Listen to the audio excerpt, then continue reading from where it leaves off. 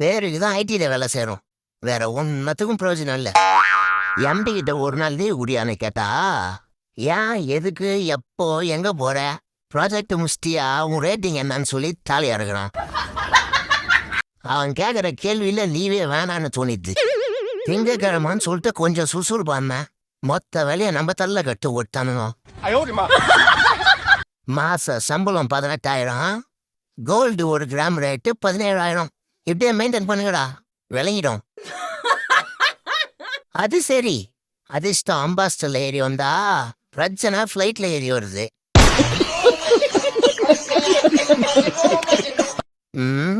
என்ன இன்னைக்கு இன்ஸ்டாகிராம்ல ஸ்டேட்டஸா பறக்குது, ஓபன் பண்ணி பாப்போம்.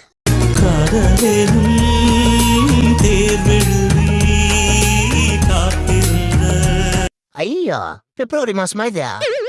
இந்த மாசம் சின்ராச கைதிய குடிக்க முடியாது. காதல் எனும் தேர்வு எழுதி கக்குசி பேரெழுதின்னு கிளம்பிடுவானுங்களா? இவனுங்க கிட்ட இருந்து எப்படா தப்பிக்கிட்டு சாமிய? பேசாம இந்த பொண்ணுங்கெல்லாம் ரக்ஷா பந்தனுக்கு ராக்கி கட்டி நம்மள அண்ணனாக்குற மாதிரி நாம ஏன் லவர்ஸ் டேக்கு பிடிச்ச பொண்ணுக்கு தாலி கட்டி பொண்டாட்டி ஆக கூடாது? பா எம்மா பசி. பரோட்டா பிரியாணி சாப்பிட்டா பெரிய ஃபுட்டின்னு சொல்லி சுத்துறானோ. உப்புமா கொடுத்தாலும் என்ன மாதிரி 3 வாட்டி வாங்கி சாப்பிடணும்டா. அவன் தான் பெரிய ஃபுட்டி. எவ்வளோ பிரச்சனை இருந்தாலும் டைமுக்கு தானு பசி எடுத்துது. ஆனா ஒண்ணு மட்டும் புரியுது, சரித்திரத்தை திரும்பி பார்த்தா அது சொல்றது நம்மளுக்கு ஒன்னே ஒண்ணுதான். நாம வாழணும்னா 3 வேளையா நல்லா சாப்பிடணும். ஓனர நல்ல வண்டி மாட்டிக்குது, சவாரி செஞ்சிடலாமா?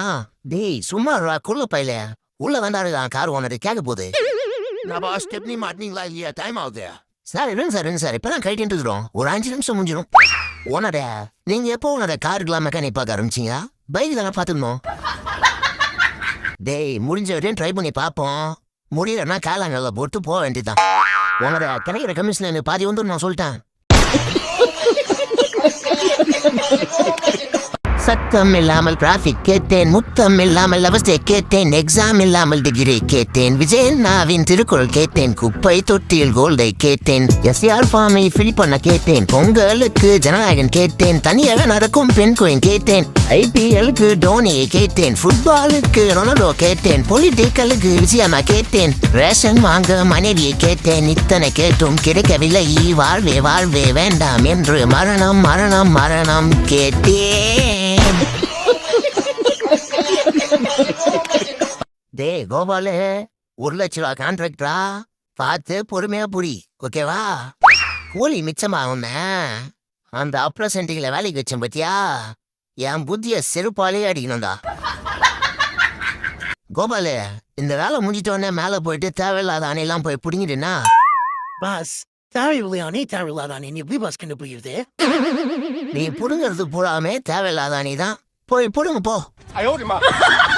டே இரு இரு, இப்ப போவாத, இந்த வேலையை முடிச்சுட்டு போ. சரி கோபாலு, கேட் ரேட் நான் தெரியல 10,000 ரூபா. நான் ஓகேன்னு சொன்னாதான் விடணும், okay? Okay boss. Oh my